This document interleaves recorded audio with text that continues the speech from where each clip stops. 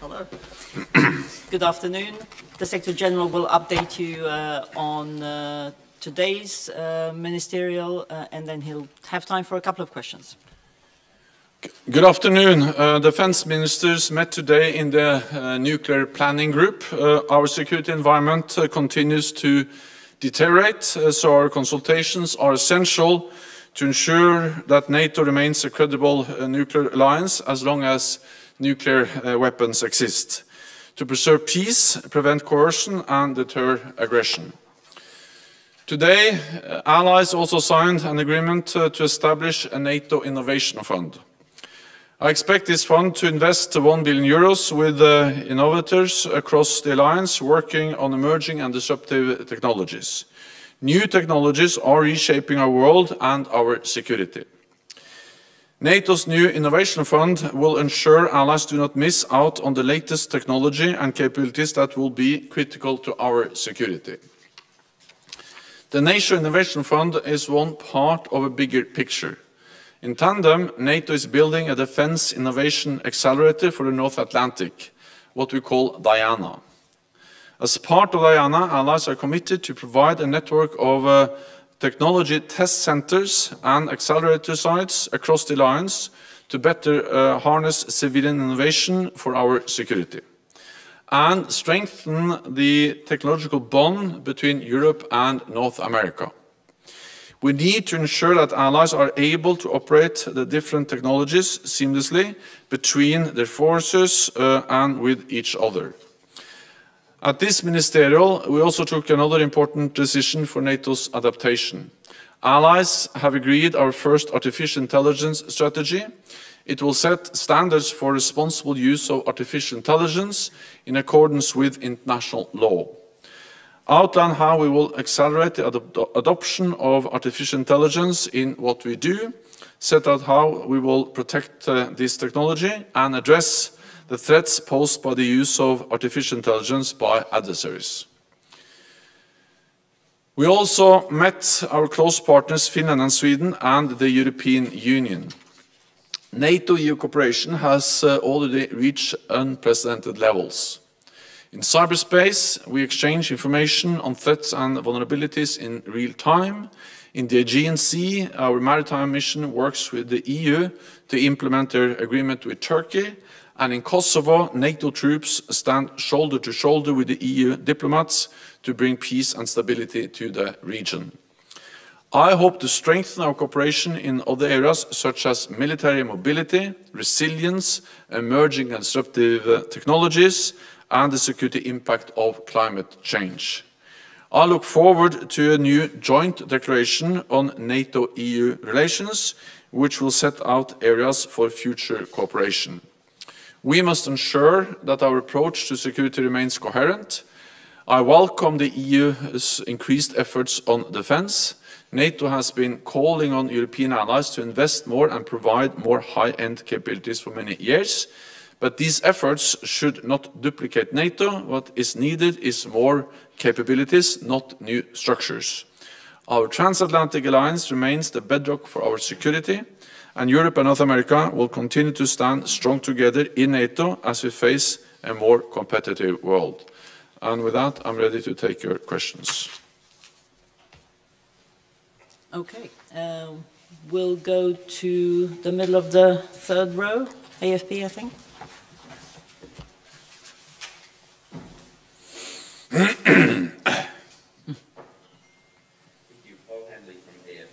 Sorry to change the subject a little bit, but last night President Joe Biden said that the U.S. has a commitment to defend Taiwan against China.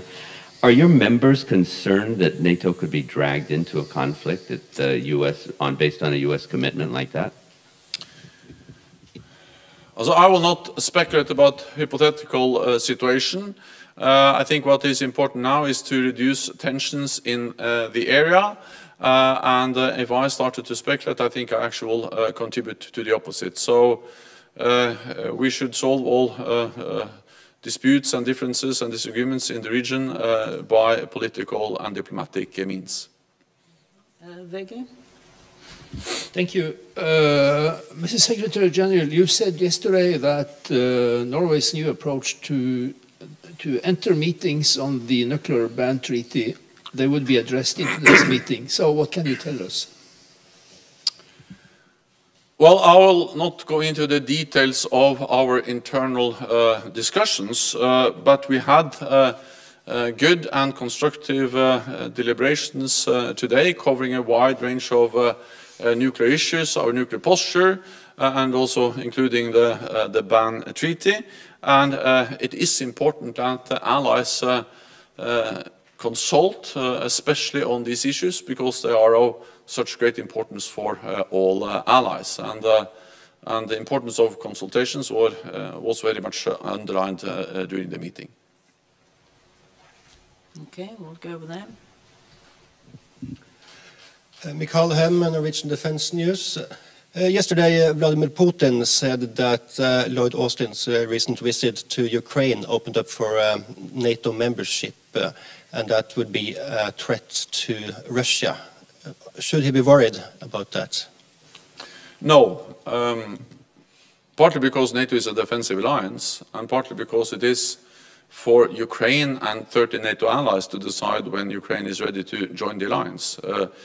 No other country has any right to intervene or to have any say in that process, because Ukraine is a sovereign, independent nation, and sovereign, independent nations have the right to choose their own path, and therefore it is up to Ukraine to decide that they aspire for NATO membership, and then of course for 30 allies to decide when Ukraine is ready, when Ukraine meets the NATO standards.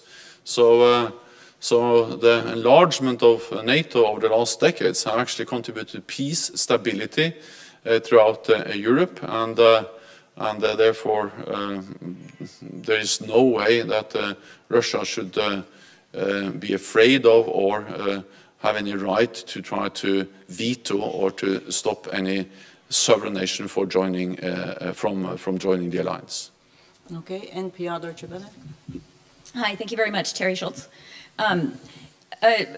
Was there talk about Turkey's possible threat to buy fighter jets from Russia being cut off now by the U.S. over the S-400 program? And I mean, how much concern does this cause you, even if that wasn't specifically discussed here, that not only did Turkey not turn away from the S-400 deal, but that it may be looking toward Moscow for even more armaments? Thanks.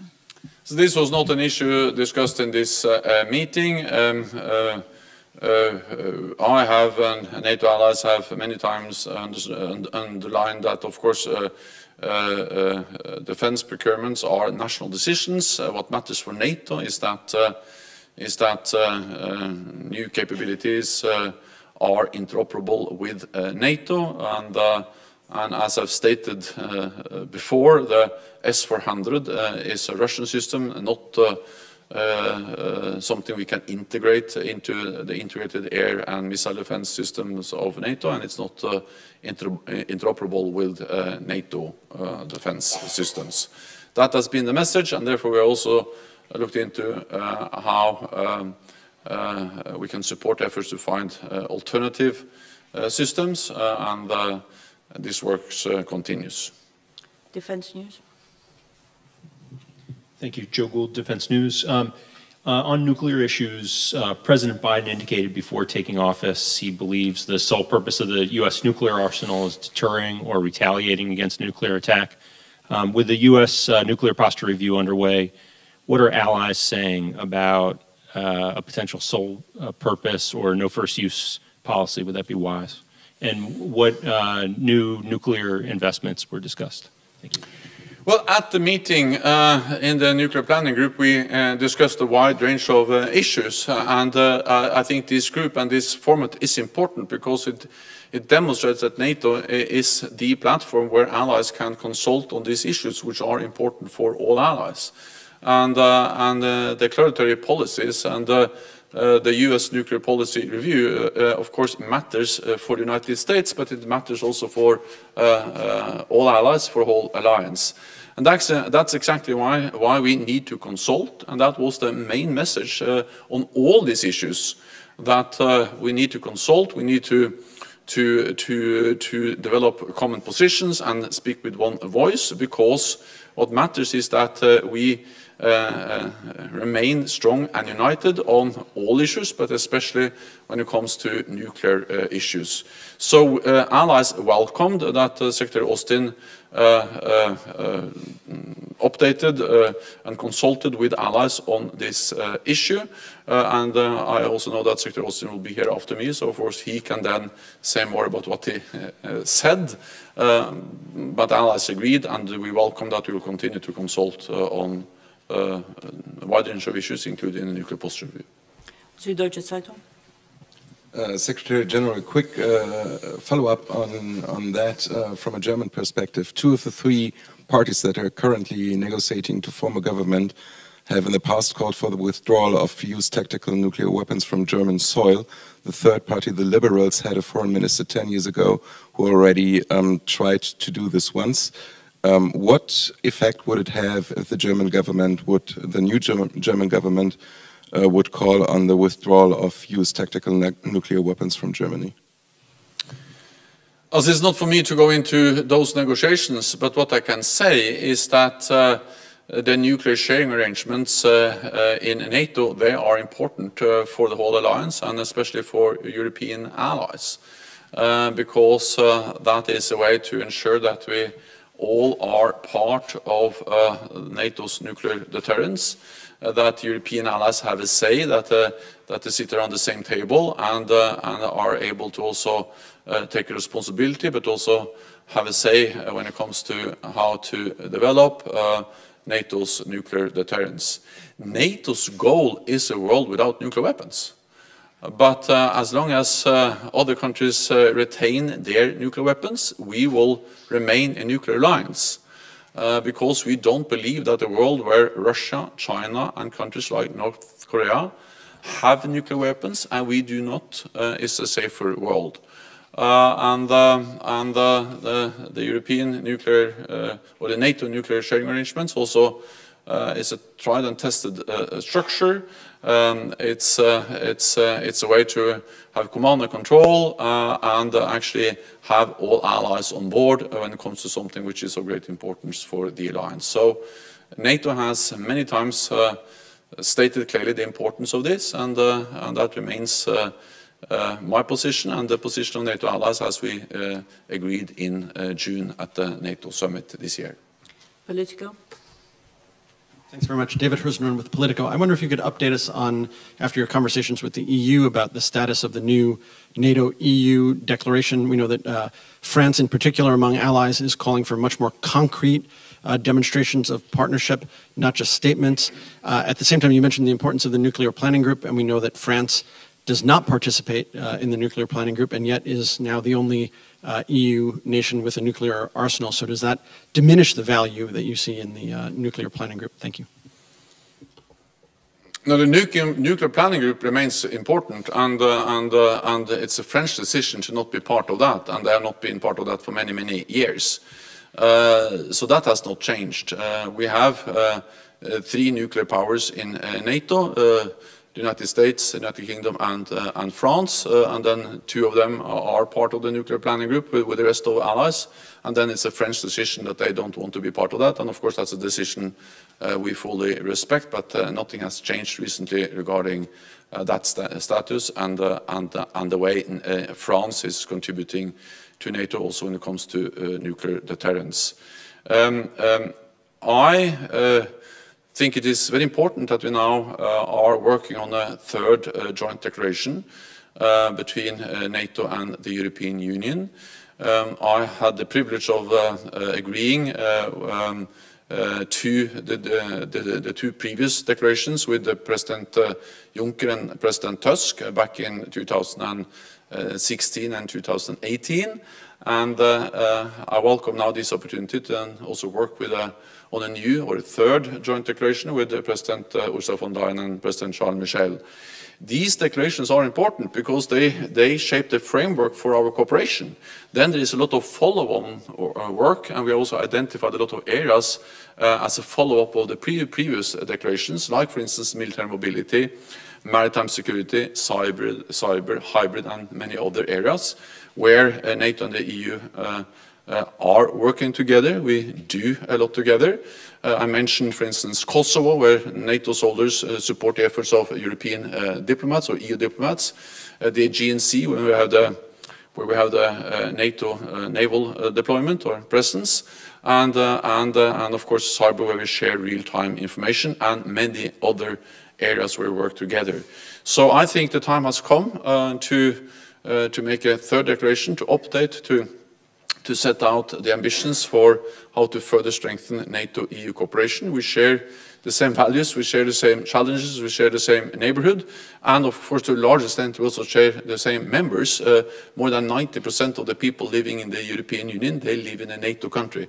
So it absolutely makes sense that we work together, and I have discussed this both with President Charles Michel and with President von der Leyen, and the aim is to agree a new joint declaration in December, by the end of the year.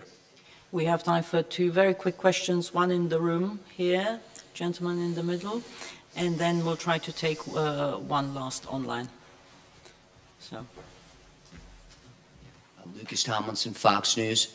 Mr. Secretary General, are you happy that NATO forces are out of Afghanistan so you can focus on China? That was a very difficult decision to decide to end 20 years of military presence in Afghanistan.